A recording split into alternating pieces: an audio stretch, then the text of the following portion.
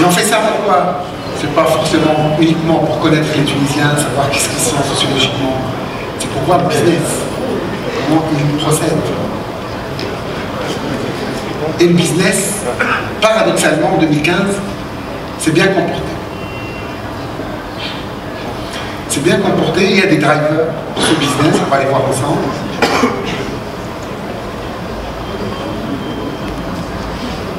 D'abord dans le monde.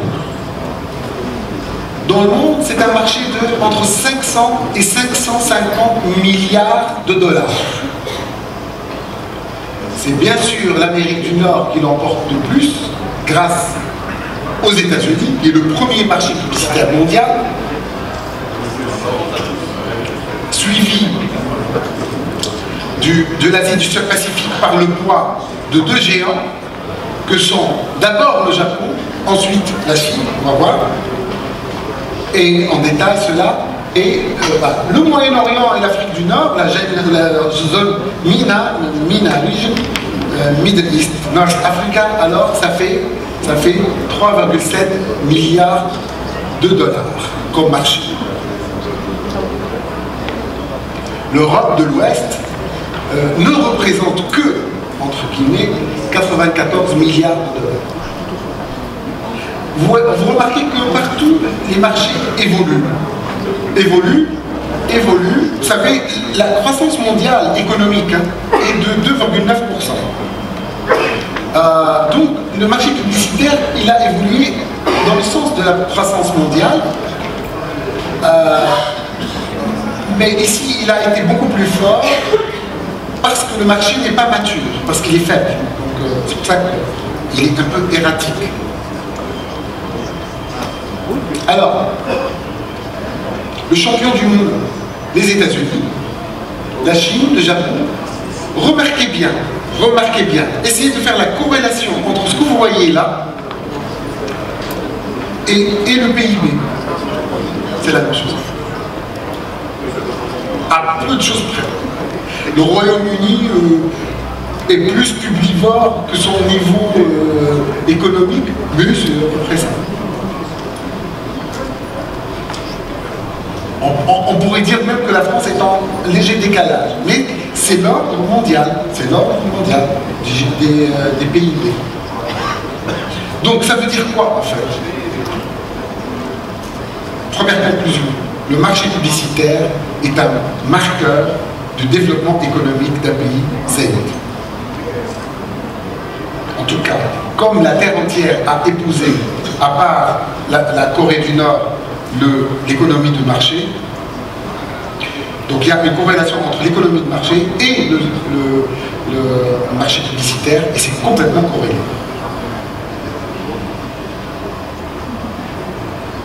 Qui est le champion du monde?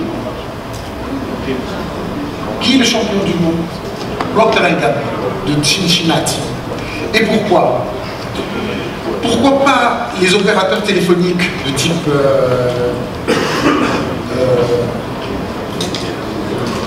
pourquoi pas eux? Vous voyez pourquoi? Pourquoi les produits de grande consommation arrivent en premier? Parce que c'est les produits les plus mondialisés. Vodafone n'existe pas dans tous les pays. Par contre, Antenne ou Ariel se trouvent dans tous les pays du monde. Ou presque. Malheureusement pour certains. Ou heureusement pour d'autres. En tout cas, Unilever, Procter & Gamble, pour ceux qui connaissent, enfin, toute la salle connaît, bien sûr. Entre Ariel, Always, Pringles, les chips, les shampoings Pantene, et que sais-je, les Wash & Go, and Head & Shoulders, et les serviettes hygiéniques, tout y est. Tu peux. Aux États-Unis, tu peux rentrer dans une épicerie, grosserie, tu rentres, tu as 4 entreprises qui peuvent te remplir ton panier. Et tu sors très content. Procter & Gamble, Unilever, ils ont pratiquement les mêmes projets. L'Oréal, Coca, Toyota Motors, elle revient en force. Volkswagen, c'est plus que l'année dernière parce que elle doit rétablir une situation, un problème de confiance, de réputation. Voilà, Nestlé, General Motors. Est-ce que toutes ces marques existent en Tunisie? Sauf McDonald's, qui n'existe pas. Ou Naspers. Ou AT&T. AT&T, quel nom? Je pense qu'il existe encore dans les labos de recherche pour le CENT technologie et le matériel ici. Avant, on avait les téléphones AT&T. Alors, on va regarder ensemble le marché. Alors, voilà, ça c'est une info du jour, hein, les journalistes. Info du jour. Le marché publicitaire brut, sans compter les dégressifs, les remises, les taxes, les gratuités. Malheureusement, il y a beaucoup de gratuités en Tunisie qui cassent le marché. Nous, qu'est-ce qu'on fait? On fait le monitoring publicitaire de tout ça. De Wattania 1, 2, Hannibal, Hiwar Tounsi, Tessia ou Tounisna. On fait le monitoring quotidien de Mosaïque, Jawhara Express FM et Shams, et même d'autres chaînes, beaucoup de chaînes. On arrive à monitorer plus de 12 radios. La presse, 11 quotidiens, 26 hebdomadaires, 27 magazines. Quand on connecte tout ça avec le outdoor, avec Internet, j'ai pas le laser, mais le chiffre clé d'abord c'est 220 millions de dinars, c'est ça le marché brut. Alors pourquoi on parle marché brut? Parce que c'est le standard international. On ne parle pas de recettes des régies. On parle non pas ce que les gens ont vraiment payé ou les régies ce qu'elles ont reçues, mais on parle brut, pour avoir le même standard. Mais on peut estimer la remise moyenne. La remise moyenne, on l'estime nous entre 35 et 40% moyenne. Parce que la remise, elle peut aller de 0 à 100%. Pas de remise, ou tout est gratuit. Mais en moyenne, c'est entre 30. Donc pour avoir ce qu'ont gagné les supports médias, il faut enlever 35 à 40% de ce chiffre, 220 millions de dinars, pour avoir mais ça, c'est public. Alors, vous voyez qu'il y a une progression. Hein, inutile de vous dire que 2010 c'était une bonne année, 2011 une mauvaise année parce que la révolution a eu lieu très tôt dans l'année, donc les annonceurs n'ont pas fait confiance. Ensuite, il y a eu les élections, la confiance est revenue. Ensuite, très tôt dans l'année, en 2013, il y a eu l'assassinat de Choukr Belrine, donc tension toute l'année, donc chute. Vous voyez le lien entre la politique et le... Ensuite, 2014, ça a bien repris avec le gouvernement technocrate et qui a un peu stabilisé le pays pour avoir à la fin de l'année des élections libres et sincères. Et après, eu égard à ça, au mois de novembre et décembre, on a les annonceurs décident des budgets de l'année d'après et ils ont décidé que ce soit en croissance. Et donc voilà ce qui s'est passé. Voilà l'explication pourquoi 2015 était bonne. Parce que la fin de l'année 2014 était rassurante pour les opérateurs, pour les annonceurs. Malgré les attentats. Donc, c'est une croissance de 12,5% pour mes amis journalistes. Donc c'est 220 millions de dinars et une croissance de 12,5%. Alors le média roi reste roi et plus roi que jamais. 63,2%. Aux États-Unis, la télé c'est 37%. Parce que l'Internet représente 30%. Et quand on regarde l'Internet en Tunisie, voilà, c'est 2,7%. Quand on fait la somme d'Internet plus la télé, on trouve le taux de 37 plus 30 des États-Unis. Donc on voit bien qu'aux États-Unis, c'est Internet qui a bouffé dans les budgets de la télé, au point où on fait un spot pour la télé et la même marque fait un spot pour l'Internet, un peu plus long, mais on intègre totalement le digital. Mais globalement, la presse de 2010 à maintenant, elle a perdu, on va le voir. La radio, elle se maintient, mais elle se maintient à flot. L'affichage, c'est celui qui a perdu le plus. Voilà. Et Internet a progressé de près de 15%. Ce paille est important. Je vous laisse voir.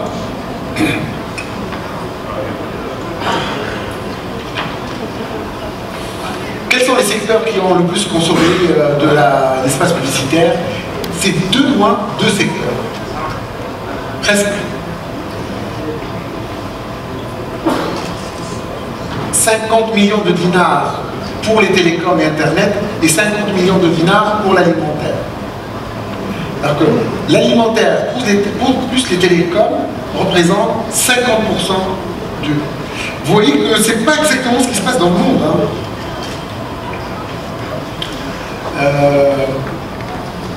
Nous, on mange et on parle. Hein.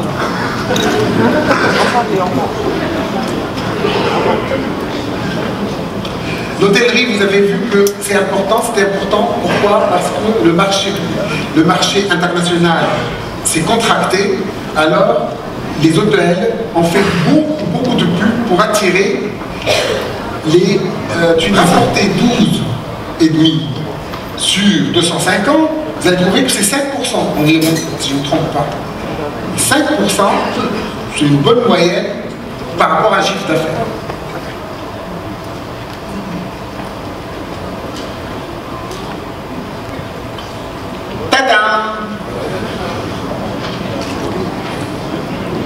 Alors il y en a deux qui se suivent, qui collent l'un à l'autre là. C'est une course folle quotidienne, voire heure par heure. C'est brut, hein, c'est des données brutes. Les trois premiers sont des opérateurs téléphoniques. Le deuxième, c'est Delis Danone. Troisième, Coca. Sixième, Uncle. Alors, qu'est-ce qu'il fait le CAB là? Quelle est la chaîne qui appartient à Bizertin?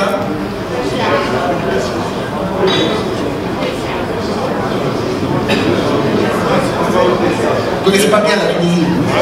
C'est pas parce que ça s'appelle Carpi qu'il n'est pas de Bizertin. Aussi.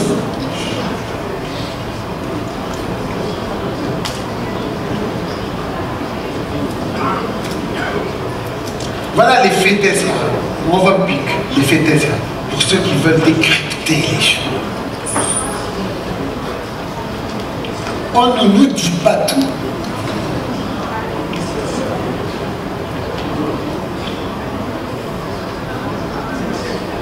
Ça y est?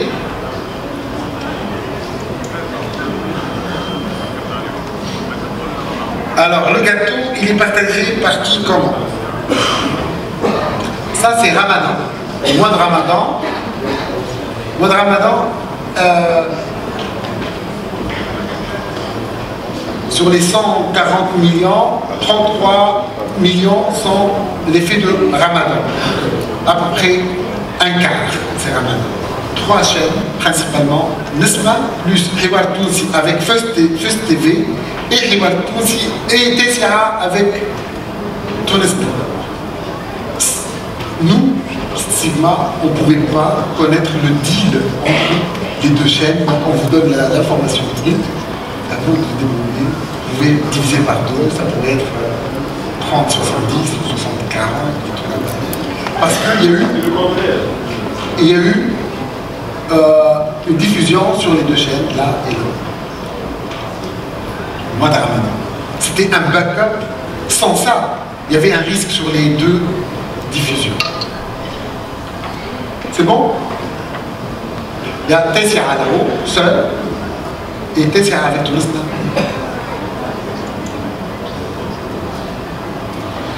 Ça, c'est hors Ramadan.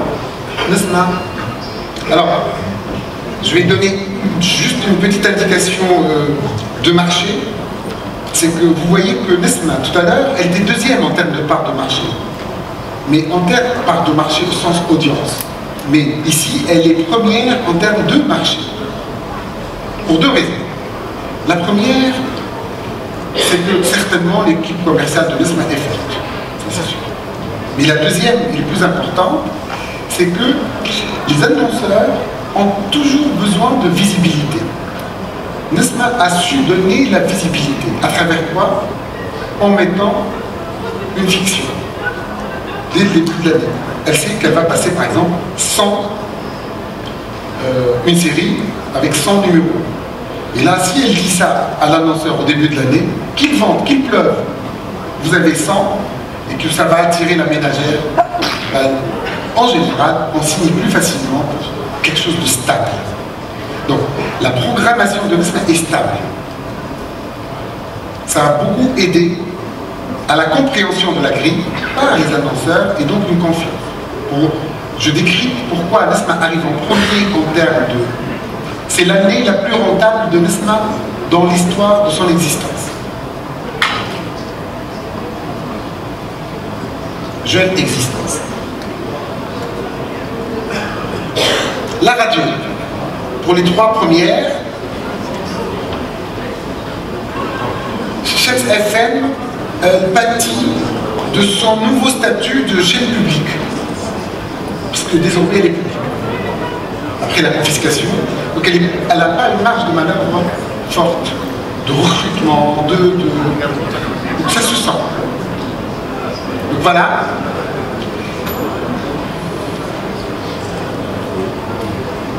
Mosaïque et Jean de la FM creusent l'écart avec les autres chaînes.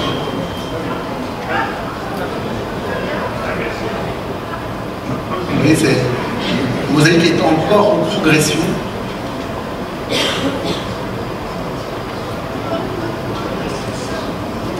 La presse, pardon. La presse. Là, la presse. Alors la presse hebdomadaire, elle baisse. Les quotidiens, les magazines. Alors, quand on dit hebdomadaire, c'est les journaux qui paraissent toutes les semaines. Bon, les quotidiens représentent 73%. C'est en progression. Mais c'est un marché, si on le regarde bien, depuis 2010 à 2015, il n'a jamais pu récupérer comme le marché publicitaire a dépassé la situation de 2010. Mais la presse, elle est restée encore en dessous largement des niveaux qu'elle a connus en 2010 et elle a baissé de près du quart, 26,6% en 6 ans. Malgré l'embellie de 2015. Internet.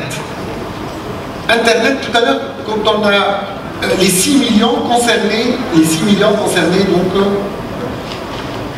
millions concernés les sites web.